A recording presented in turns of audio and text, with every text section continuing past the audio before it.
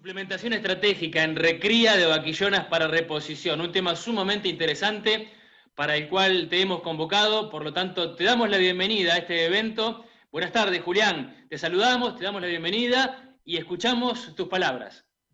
Bueno, buenas tardes. Ante todo, muchas gracias por esta invitación. Bueno, el tema de hoy es la suplementación en la recría de las vaquillonas para reposición. La idea es primero hacer un análisis un poco de la situación y algunas comparaciones, después ver cuáles pueden ser los beneficios de reducir la edad al primer parto, y después vamos a ver algunas estrategias de suplementación para distintas situaciones. Y después vamos a cerrar un poco con las conclusiones. Primero, una breve comparación sobre la producción de carne por cada cabeza de stock ganadero que tenemos en nuestro país.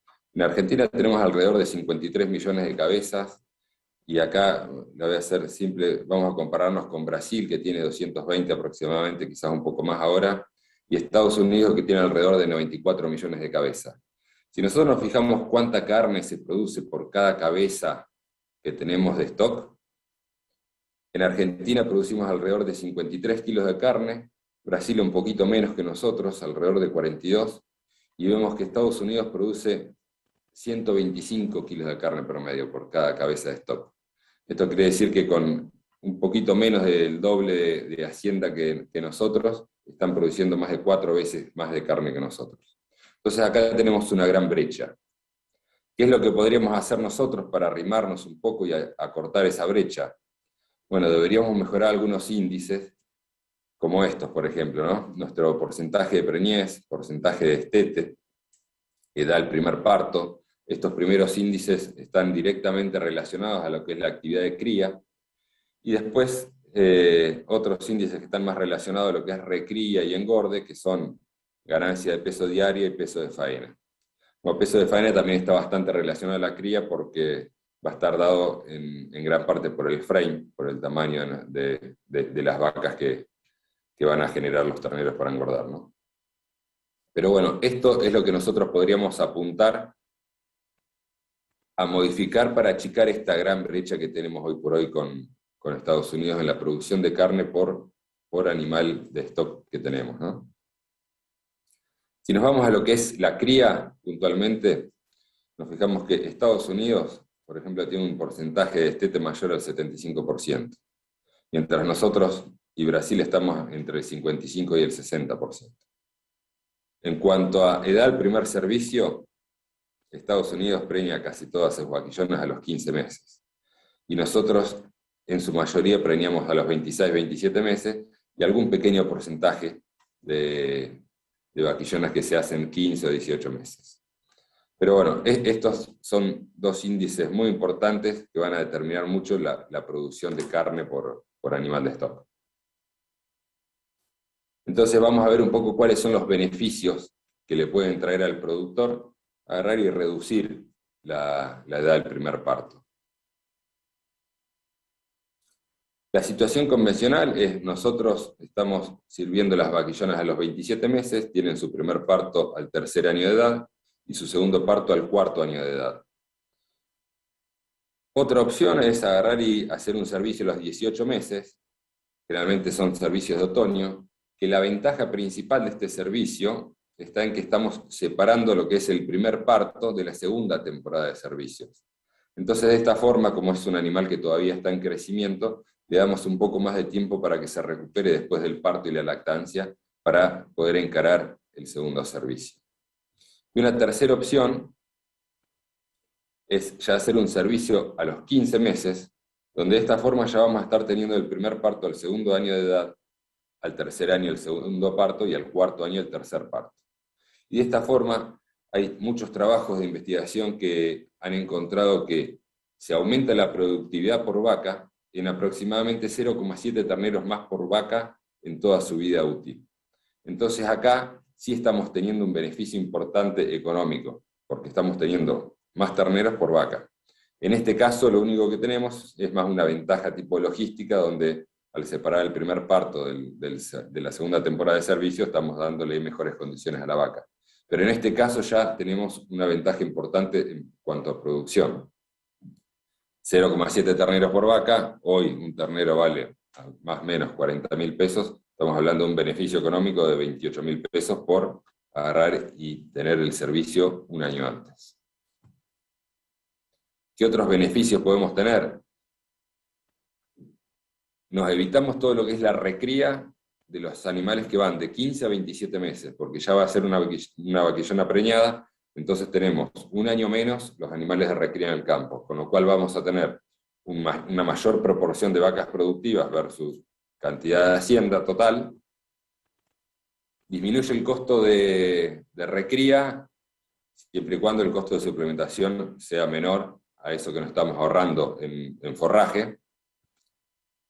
Bueno, como ya dijimos, tenemos más terneros por vaca en toda su vida útil, y tenemos un retorno de la inversión, esa inversión que nosotros hacemos en vaquillonas para reemplazo, el retorno de la inversión lo vamos a tener antes, ya que esas vaquillonas nos van a estar dando un ternero a los 2 años de edad y no a los 3 años de edad.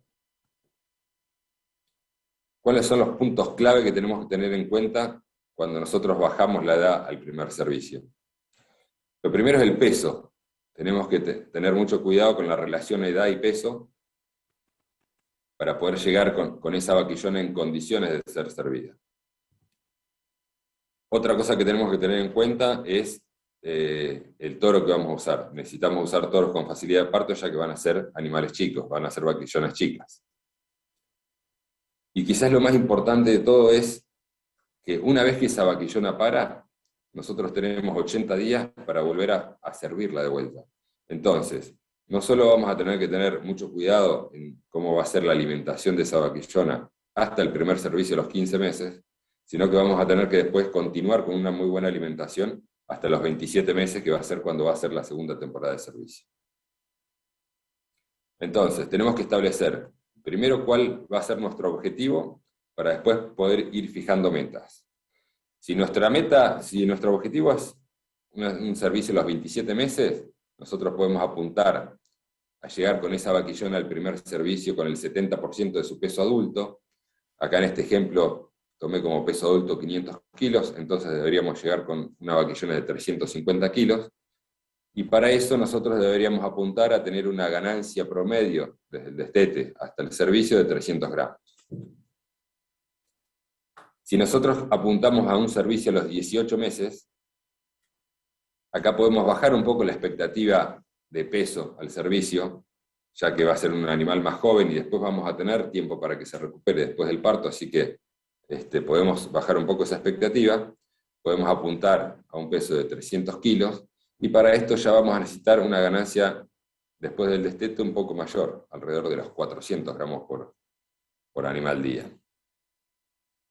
Y si nosotros vamos un poquito más allá y apuntamos a un servicio a los 15 meses, ahí ya podemos bajar un poquito más la expectativa de peso al primer servicio.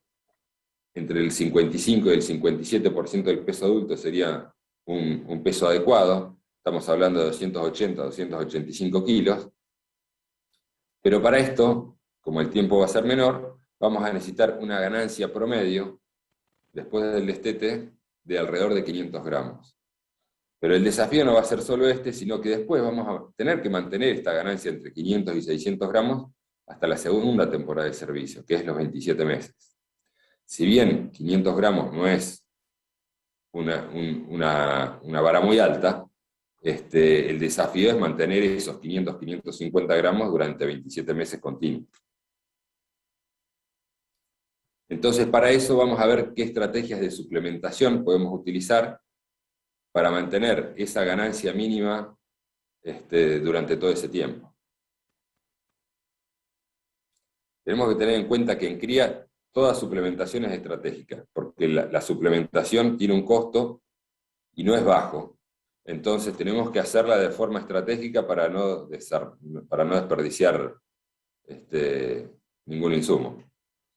Lo primero que tenemos que plantearnos es cuál va a ser nuestro objetivo y cuál va a ser nuestra meta, que es lo que estuvimos viendo recién. Si va a ser una meta de 300, 400 o 500 gramos de ganancia media por día. Después lo que vamos a tener que ver es qué cantidad y qué calidad de forraje nosotros tenemos. y cuáles son las deficiencias de ese forraje, para después empezar a analizar qué tipo de suplementación vamos a necesitar, cuándo lo vamos a tener que hacer y en qué cantidad. Vamos a empezar por la suplementación más básica, que es la suplementación mineral. ¿Cuándo vamos a hacer una suplementación mineral? Cuando nosotros tenemos forraje de alta calidad y de alta cantidad.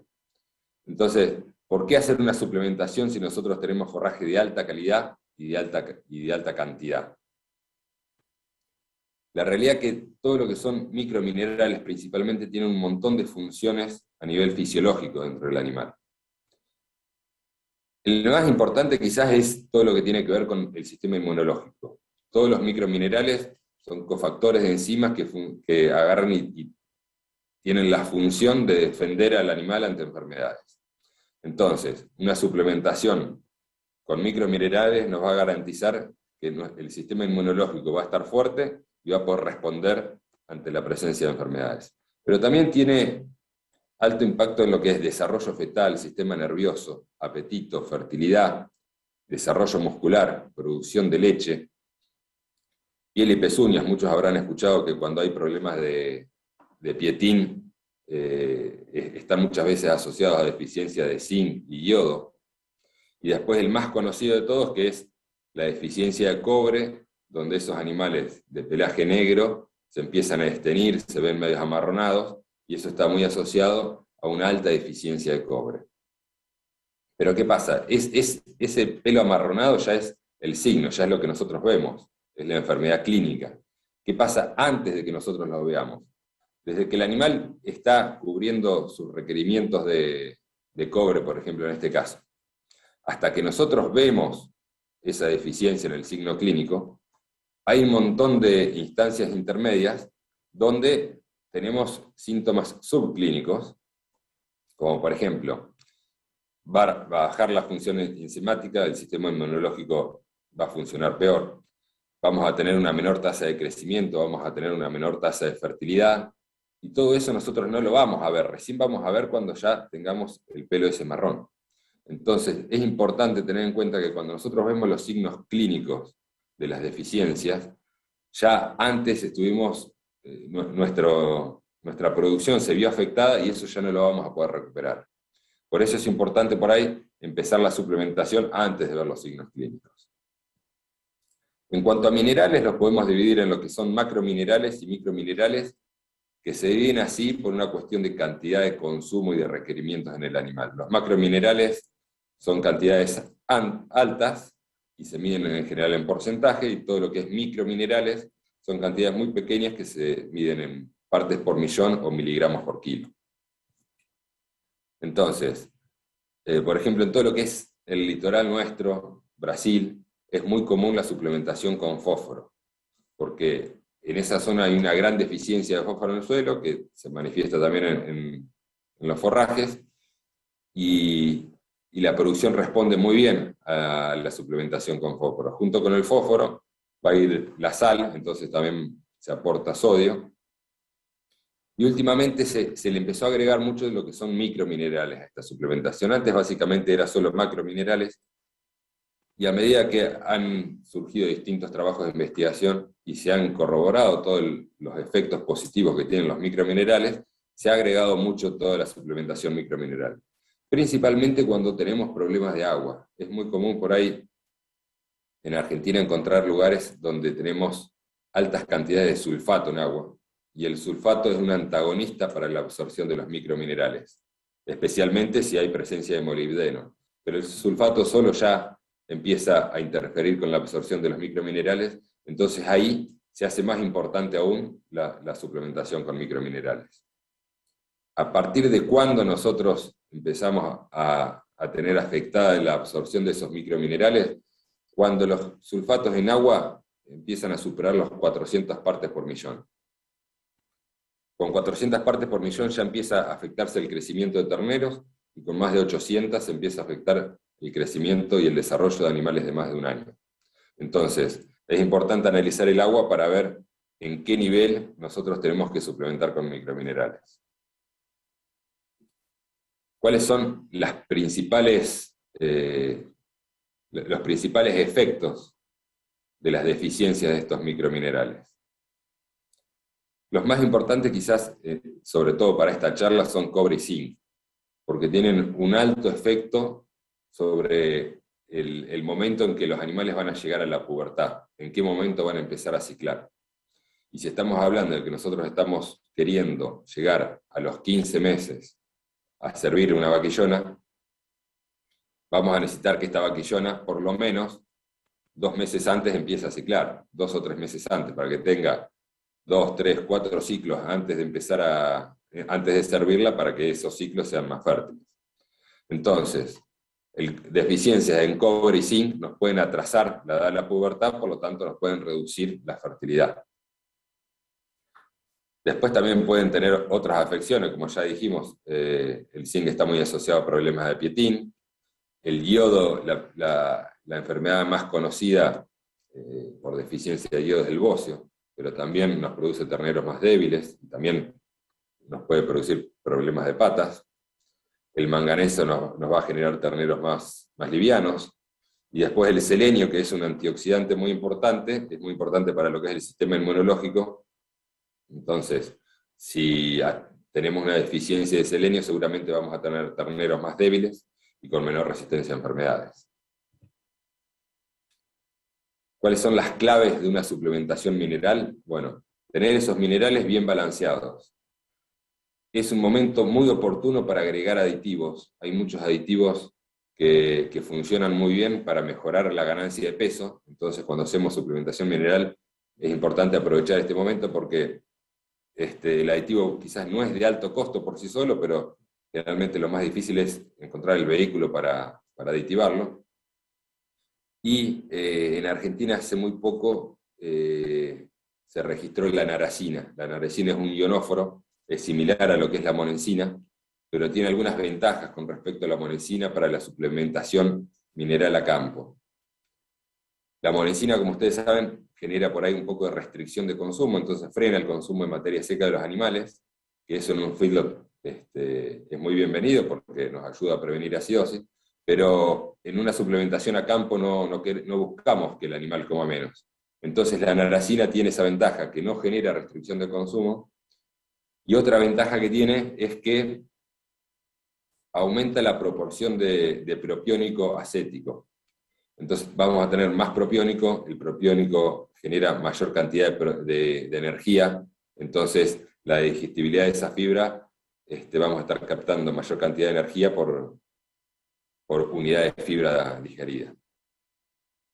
Y después otra cosa clave es que siempre haya suplemento mineral en los saladeros, y por sobre todo conseguir los consumos que nosotros estamos buscando. Si nosotros hacemos una sal para 100 gramos por cabeza día, tenemos que conseguir ese consumo. Si hacemos una sal para 200 gramos por cabeza día, tenemos que conseguir ese consumo, hay que agarrar y hay que medirlo. Pongo esta frase porque es muy común y me ha pasado hace poco, fuimos a recorrer un campo de cría donde estábamos recorriendo los saladeros, y en 2 de los 4 saladeros que vimos, no había sales. Y bueno, el encargado, sí, no, ahora en un rato seguro de la tarde tienen que venir a traer, y bueno. Pero es algo que es muy común, recorrer los saladeros y que no tengan, o que tengan mucho porque están mal ubicados, entonces el consumo es bajo. Así que hay que prestar mucha atención a eso, ¿no? A establecer rutinas de recorrido y medir consumo. Esto como para que vean un ejemplo. En Idaho se hizo un trabajo de suplementación en 10 establecimientos y lograron 25 kilos más al destete, y después esas vaquillonas, después de parir, tuvieron un periodo de servicio de 25 días más corto. Entonces, estos son beneficios que aporta la suplementación mineral. En este trabajo concluyeron que es indispensable la suplementación mineral en los últimos 3 meses de gestación. En los últimos 3 meses de gestación, aparte de beneficiar a esa vaquillona, estamos beneficiando mucho de ese ternero que está por nacer. Pero lo óptimo sería una suplementación mineral durante todo el año.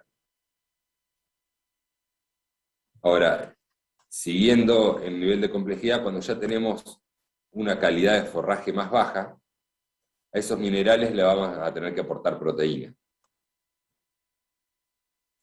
En general, cuando el forraje cae por debajo de 8 puntos de proteína, cuando tiene menos del 8% de proteína, ya vamos a requerir una suplementación proteica importante. Quizás entre 8 y 10, con un mineral proteinado, podríamos estar cubriendo esa pequeña deficiencia de proteína, pero cuando ya estamos por debajo de 8, la cantidad de proteína que tenemos que suplementar ya es bastante mayor. Esto se da generalmente en lo que es invierno, fin del invierno, desde fin del otoño a fin del invierno, no es mucho tiempo. Cuando la proteína del forraje empieza a caer, la ganancia de peso comienza a caer, y nosotros lo que tenemos que tratar de hacer es suplementar para que esa ganancia de peso no caiga tanto. Este es el típico gráfico de cómo varía el consumo y la ganancia de peso en función de la digestibilidad del forraje. Nosotros tenemos que, a muy bajas digestibilidades de forraje, cuando el FDN es demasiado alto, la tasa de pasaje del alimento dentro del tracto digestivo del animal va a ser más lenta. Entonces hay un efecto de llenado que impide que ese animal coma demasiado. A medida que la digestibilidad va aumentando, la tasa de pasaje aumenta, entonces ese animal tiene la posibilidad de comer un poco más. A su vez, la ganancia de peso va aumentando por mayor cantidad de energía aprovechable y mayor cantidad de materia seca consumida. Hasta que llega un momento, cuando tenemos dietas con muy alta energía, donde el animal ya llega a su límite de capacidad de energía para metabolizar, entonces, si sigue aumentando la energía de ese alimento, lo que pasa es que el animal deja de consumir porque ya no puede metabolizar más cantidad de energía. Eso pasa entonces cuando tenemos alimentos con muy alta energía, ya en general cuando estamos aportando gramos. Ahora, volviendo al caso nuestro, si nosotros tenemos un forraje que tiene un 50% de FDN, que sería un forraje de relativamente buena calidad, 55% de total de nutrientes digestibles, podemos estar alrededor de 600 gramos de ganancia de peso promedio con ese forraje. Si ese forraje cae la calidad y ya nos vamos a un 62% de FDN, 50% de total de nutrientes digestibles, esa ganancia de peso potencial ya va a caer a un poco menos de 400 gramos. Entonces, si nuestro objetivo es llegar a los 15 meses de edad del primer parto, vamos a tener que suplementar con proteína para poder mejorar un poco la digestibilidad de este forraje. En general, acá hay una tablita de distintas calidades de forraje y en qué momento deberíamos suplementar con cada uno. Arriba del 12% de proteína, con hacer una suplementación mineral va a ser suficiente. Entre el 8 y el 12, quizás, o entre 8 y 10 se pueden agregar un poco de proteína a esos minerales, hacer un mineral proteinado, pero de no más de 200 gramos de consumo. Ya entre 6 y 8 vamos a tener que agregar seguramente una mayor cantidad de proteína, y por debajo de 6 seguramente por ahí algo de energía también, según cuál sea el objetivo de ganancia de peso.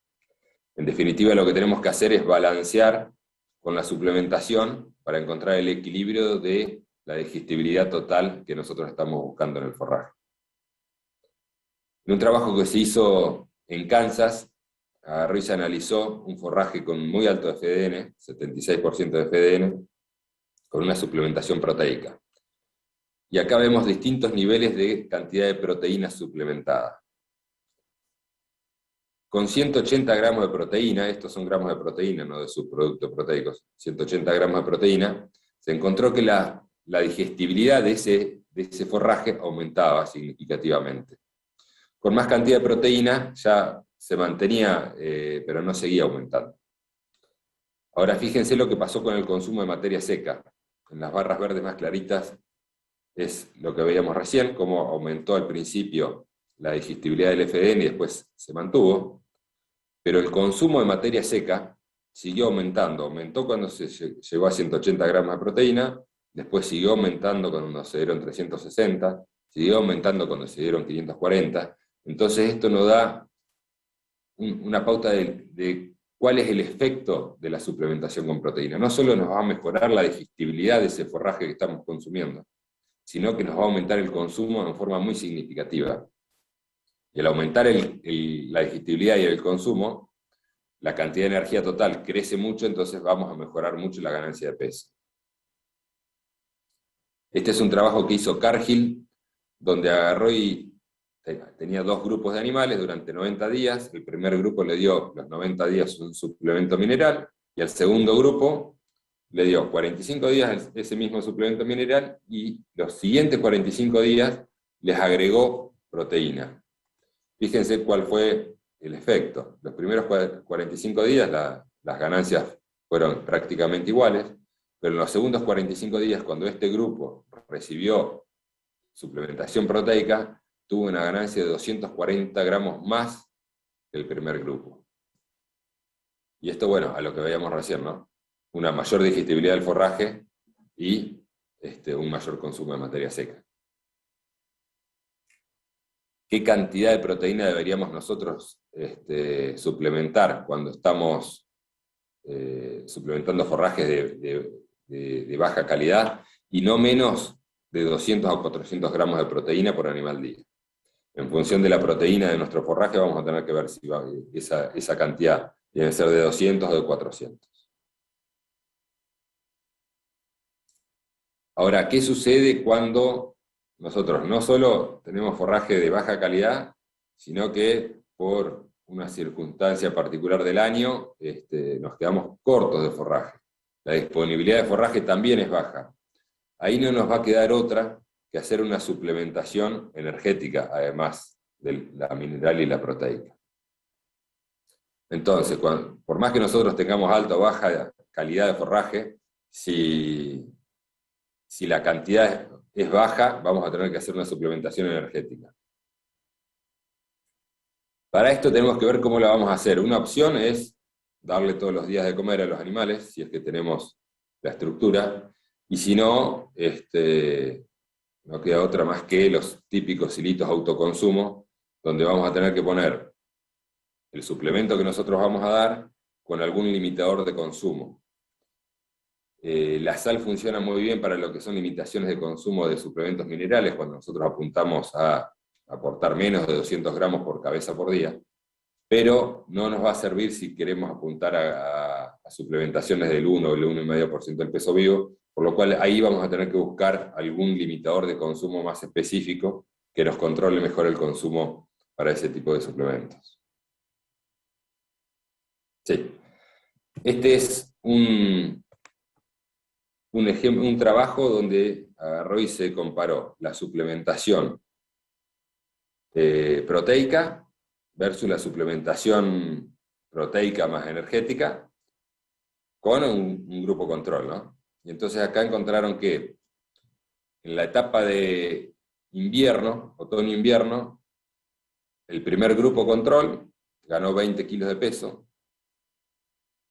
el grupo que fue suplementado con proteína ganó 55 kilos, y el grupo que fue suplementado con energía y proteína ganó 85 kilos. Muchas veces los productores dicen, bueno, pero después, cuando viene la primavera y el verano, tenemos una ganancia compensatoria que nos recupera lo que no ganamos en el invierno, entonces no tiene sentido suplementar. Y en parte eso es cierto.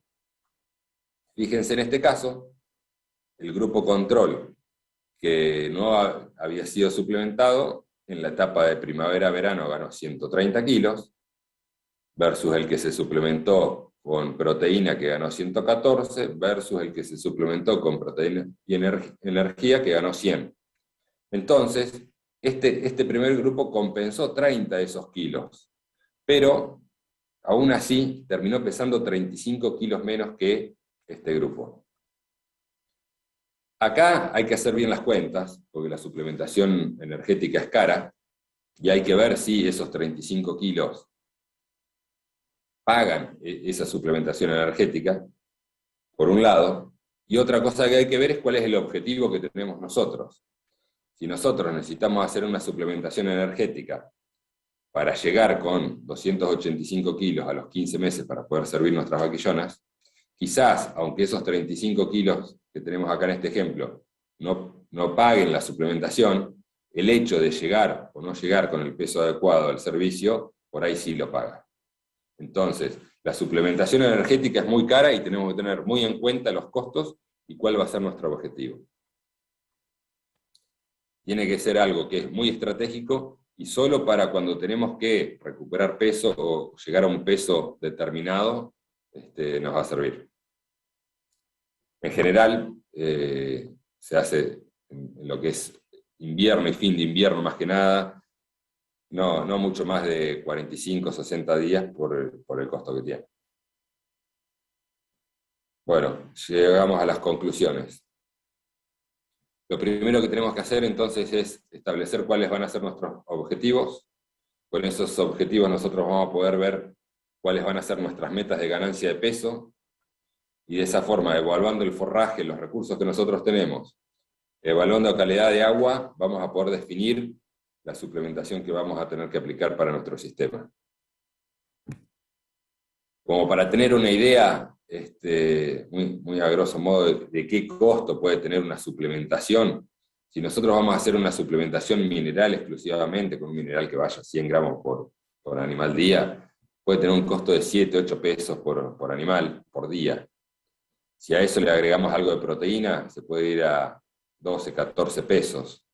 Ya cuando es una suplementación proteica más importante, podemos andar entre 20 y 25 pesos, y cuando ya es una suplementación energética, vamos a estar arriba de los 40 pesos.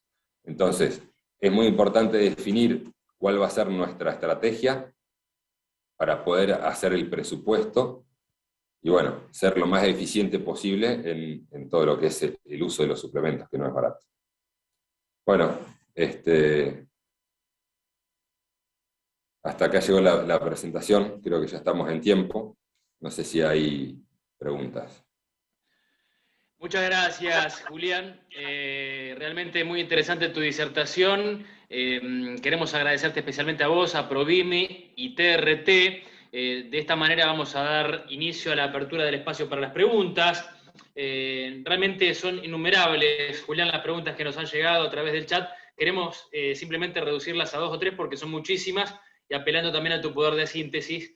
Me parece que hay mucho por mejorar. Hablaste de la gran brecha que tenemos, por ejemplo, con Estados Unidos, 53 kilos de carne por cabeza contra 125, hablan de todo lo que podemos hacer y todo lo que tenemos por delante. Una de las preguntas que nos llega, Julián, te cuento, dice lo siguiente: ¿cuál es la mejor manera de distribuir los bloques, por ejemplo?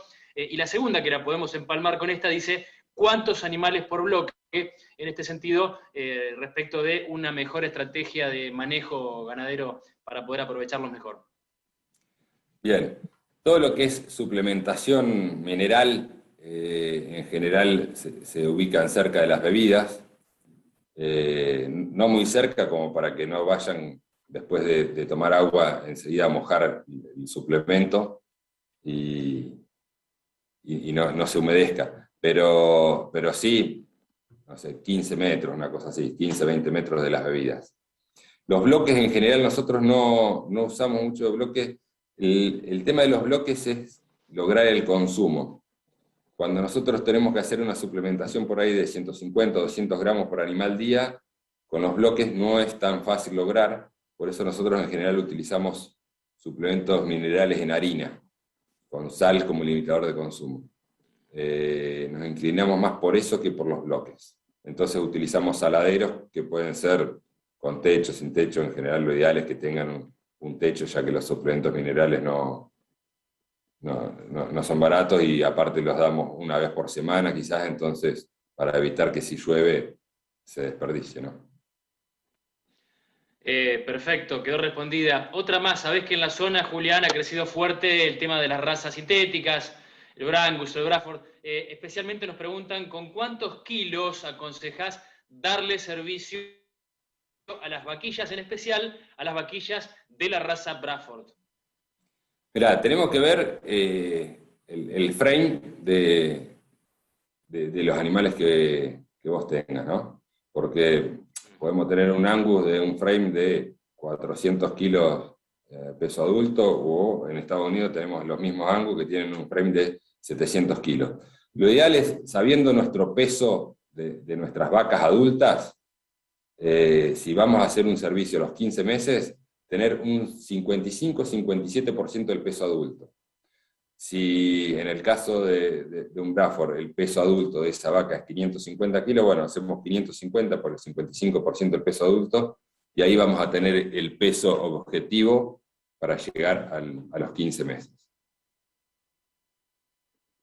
Bien, si te parece pasamos a la última, Julián, y en este caso relacionada con el tema de la energía, de la que vos hiciste especial hincapié, nos preguntan cómo nos damos cuenta que estamos con una energía elevada, por ejemplo. Mirá, energía elevada, si estamos hablando de un forraje, no va a ser muy elevada como para tener problemas. Si estamos hablando de una recría a corral, ahí bueno, tenemos que ver la energía de la dieta. Nosotros no deberíamos pasar de 1 megacaloría de energía neta de ganancia de peso en la dieta para no tener ganancias demasiado altas. Nosotros necesitamos una ganancia de alrededor de 550 gramos, dijimos, para llegar a los 2 años de edad para la segunda temporada de servicio promedio. Puede ser mayor, pero teniendo una ganancia mayor después del destete, no vamos a tener una gran ventaja en el servicio. Deberíamos cubrir mínimo esos 500-550 gramos. Más allá de eso no es necesario, pero si tenés una ganancia mayor tampoco va a ser perjudicial, siempre y cuando, bueno, no pasemos los 800 gramos por día, ¿no? Está clarísimo. Bueno, hasta acá me parece que hemos intentado condensar algunas de las tantas preguntas que nos han llegado, pero me parece que has redondeado perfecto el concepto. Me parece que es un desafío importante el que tienen los ganaderos argentinos en este sentido. Hay mucho camino por recorrer y lo has explicado con muchísima claridad. Así que, una vez más, Julián Soriano Boizú, desde la organización de esta Expo San Justo, queremos agradecerte especialmente tu presencia. Has sido el primer disertante en esta jornada ganadera y realmente nos has elevado la vara como para poder arrancar con todo. Te mandamos un gran abrazo y desde ya te agradecemos una vez más tu participación. Gracias.